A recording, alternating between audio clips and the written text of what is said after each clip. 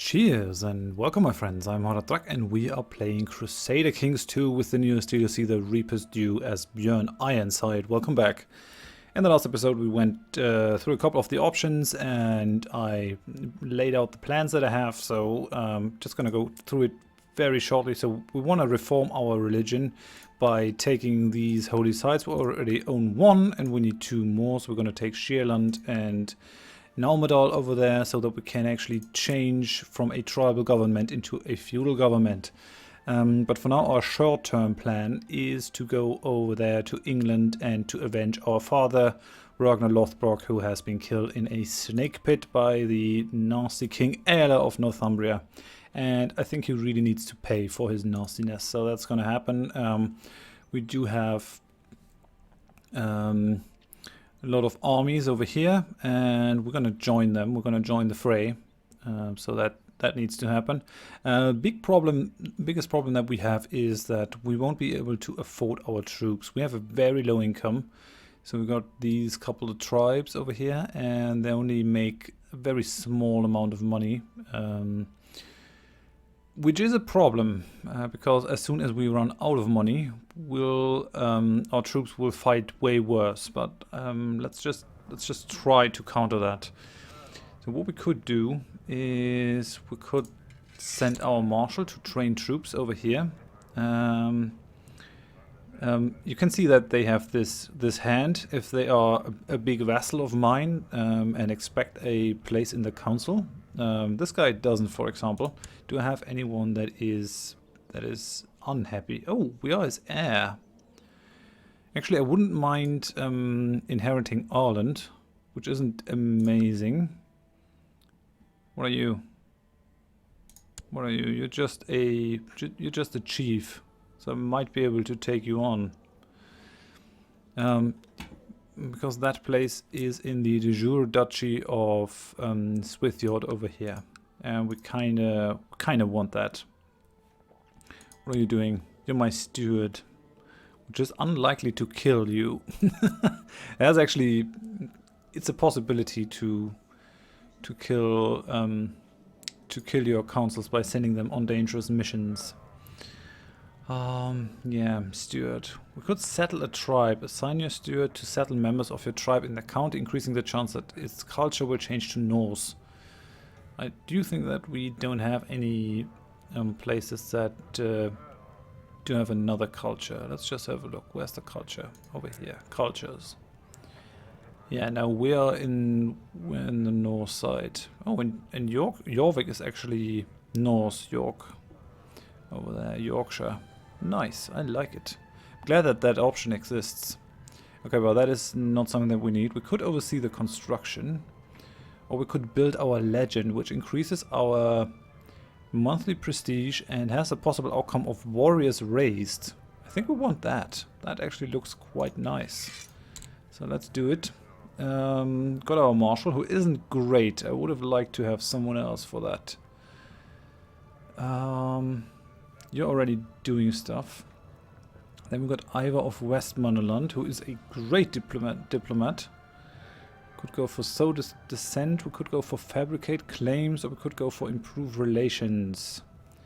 Now I could very well fabricate a claim on Nalmadal over here to get that place under my thumb, which might not be a bad idea, just to be able to reform our kingdom, but or our faith. But for now I think fighting in England should be our main target. We could just improve the diplomatic relations. Let's do that, and let's improve with that guy. Would this guy would we be able to persuade him to join? Would he do that? No. Power, not my de jure liege, small difference in rank. So if we were a king, we might actually be able to invite him to our kingdom. That's the thing. Now let's go through the other council members. So we're increasing this guy's opinion. Who's the most powerful neighbor? I think this guy. Oh yeah, he has 2 counties, but he's our chancellor, so we can't improve our relations with him. Then we've got our spy master, who is Horath of Helsingland, which is up here. Okay, that's alright.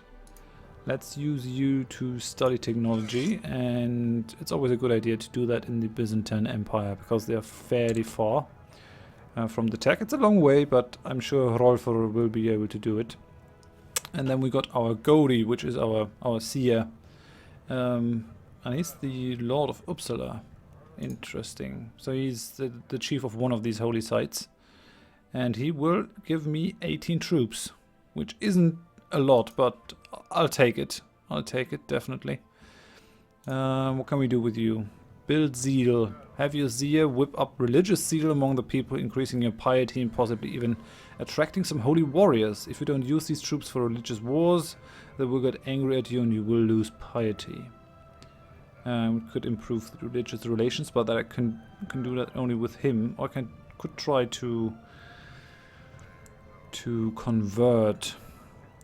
I don't think that we'll have provinces of a different religion, and in fact we don't. Okay, so we'll keep that for now. I think we're gonna go and build the zeal in our home spot. Now, I'm actually not sure.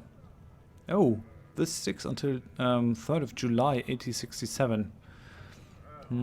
Okay, well, it's fine. We're gonna raise our troops, and yeah, we can only get 18 guys from vassals. Let's raise those guys. Let's raise them. Let's raise them. That's basically the whole extent of our army. It doesn't make me too happy, but we'll make do.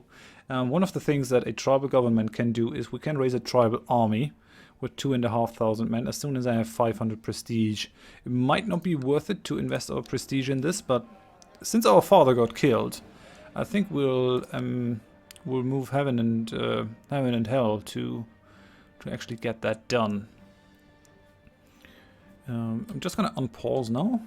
We'll see. Oh no, there's a couple of things that I have to have a look at. So this is our grandson, who might follow us at some point if he isn't killed by one of the deadly plagues. He's brooding, so this child is a quiet thinker, often sitting inside in deep ponderings as others play outside in the sun. Can develop into just, wrath, or envious. And he does have a lisp, which isn't great. What are we going to make out of you? There are a couple of different focuses. I think we want to go towards pride. Although you already have the brooding. Well, or should we go for struggle? Basically want to groom him for command. Focusing on service and humility. Or tutored by counselors and other courtiers, focusing on courteous behavior and etiquette. That isn't really a Viking upbringing, so that's not a thing that we're going to do. We're going to go for... Let's go for struggle. So you can develop willful, which can develop into ambitious, brave, or stubborn.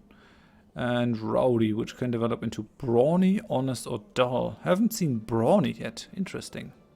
Well, let's go for that. Let's raise him very loosely. Let him do what he wants. We do have an unmarried heir. Should we marry our heir? Who's out there for you, my friend? There aren't a lot of great ladies here. Would result in a non-aggression pact. Okay.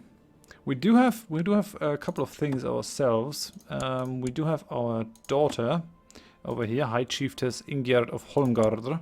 She's married to Jarl Rurik of Holmgard over here, so we actually do have an alliance that is worth keeping.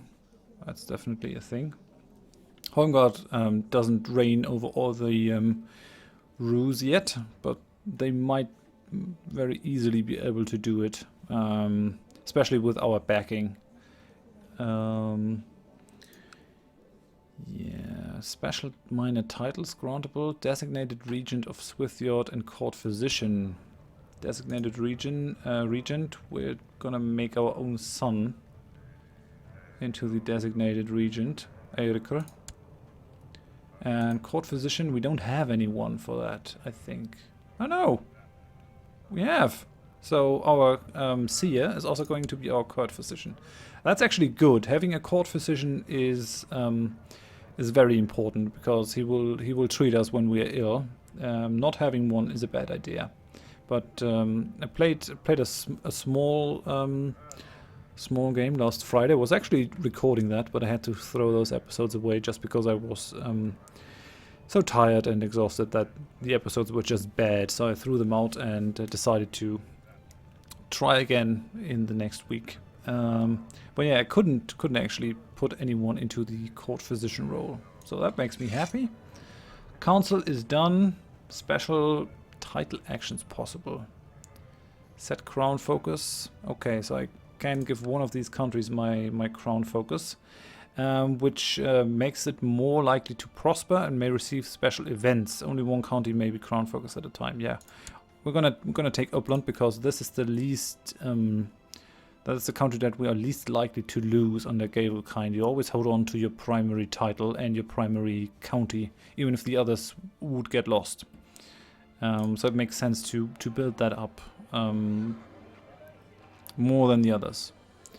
So I could build up a couple of these things with my prestige. I'm not sure if that's really a good thing. I guess we could go for weaponsmith, but I'd rather have those 2,500 warriors. So what I'm gonna do is I think we'll build a market village, which is gonna increase my tax income. It's also gonna cut into my money though. Maybe we'll hold off on that. It's kind of tricky. Normally I would go raiding and just push up my my stuff. I could become a paragon of virtue. Strives to become a beacon of chivalry and honor. Or in our case, a beacon of love to Odin and prowess in battle. We only have 15 piety. That's very low. But I'd rather become King of Sweden. Well, the Paragon of Virtue is not too bad, actually.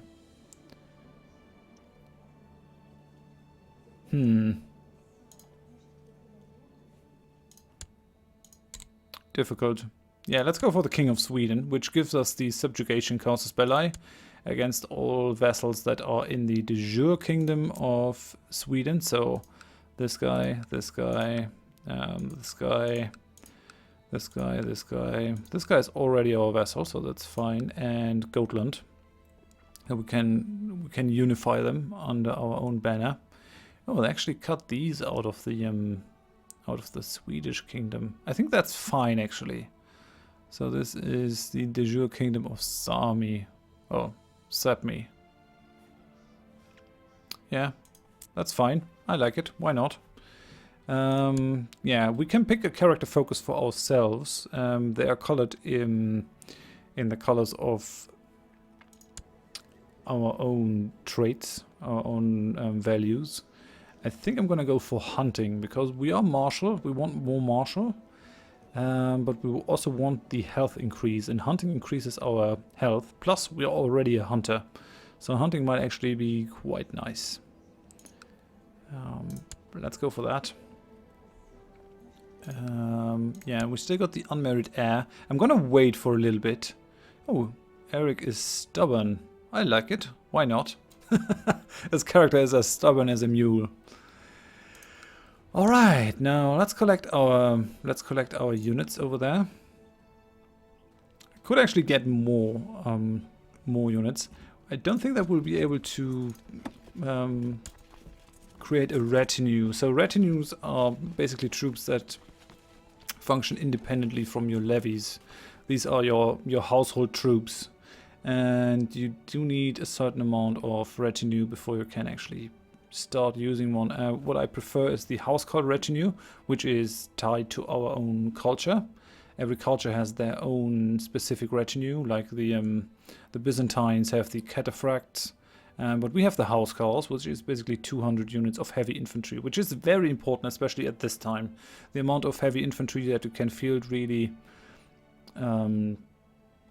decides who wins the battle, basically. You had great shield wall formations, great masses of infantry clashing against each other. Cavalry didn't play a huge role here, just because it was very expensive to own horses. So the main battles, and the other thing is that the fighting bodies most of the time were just the fyrds. So all the peasants and free men and all that called together to defend their land. And the level of equipment was very low at that because of that. So we could go for a shock retinue, which takes 700 retinue cap. We could go for defense, which takes 600. That takes 900, the cavalry retinue, because they do have the heavy cavalry, which packs a fair punch. It also seems that they halve these retinues as compared to what we had earlier. Maybe that changes with changing to feudal government. I doubt it though. It might be a thing. So we need 600 to create this housecarl retinue. And yeah, they will reinforce independently from units over there, and they only cost you money while they are reinforcing. So that's actually quite good to have them. They can make a difference, and you got to decide where you deploy them. Yeah, it doesn't look like we can create one. This takes 580. This takes 550. So this would be, I guess, the first retinue that we could go for. Skirmish retinue.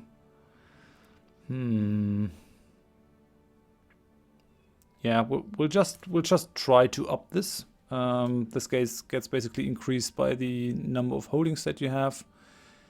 Ooh, I do have a vassal limit now. That's interesting. I've never seen that before.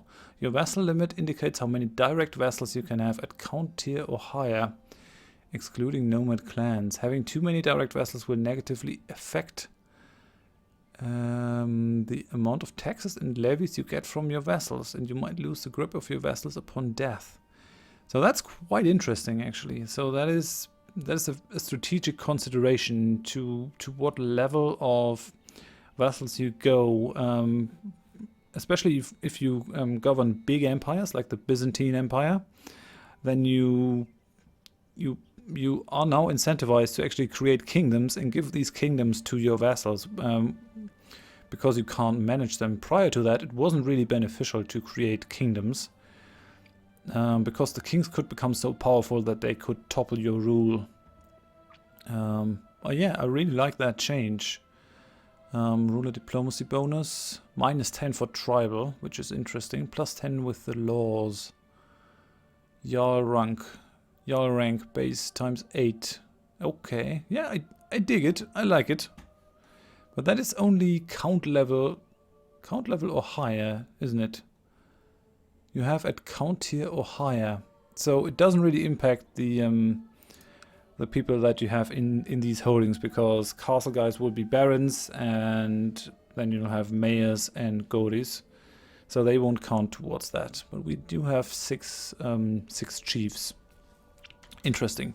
Now let's get going. I really gotta get a move on. Just had to sort out our own home before we can go to war now. Let's do that. Yeah, we're gonna go to war ourselves, and you can see that that our troops aren't really that great. We have a very low number of heavy infantry, which is kind of shitty. Another reason why we want to go towards feudal government, because that will change the composition of our troops. As you can see, we can't really build anything that will push the heavy infantry. I can only build the war camp, which will increase the amount of light infantry that I can field. Yeah. Wealth, it hasn't been factored in that I have my troops out. We're just gonna go for those 21 ships, and we'll put them aboard. Let's embark that army, and we're gonna sail over there to help our brothers in the fight. I really don't want to see them split up. That would be bad. We've got 1800 men, but you can see that the composition of these guys is very different from ours. They have 478 light infantry, 546 heavy infantry. Then they got a couple pikemen, nearly 300 light cavalry, and 75 archers. That's very different to our composition. These armies actually have a fair amount of heavy infantry. Well, maybe we'll be able to help them, but yeah, we're honor bound to help them in any case. We really need to avenge our father. Even if it's going to cost us a fair chunk of money. Holy cow.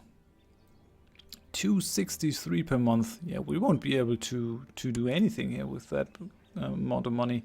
And because we're not a Christian, we can't really take money from the Jews. You can do that when you're a Christian. Well, I guess we'll have to rely on plundering. Because if you break into a castle, you'll get some money for that.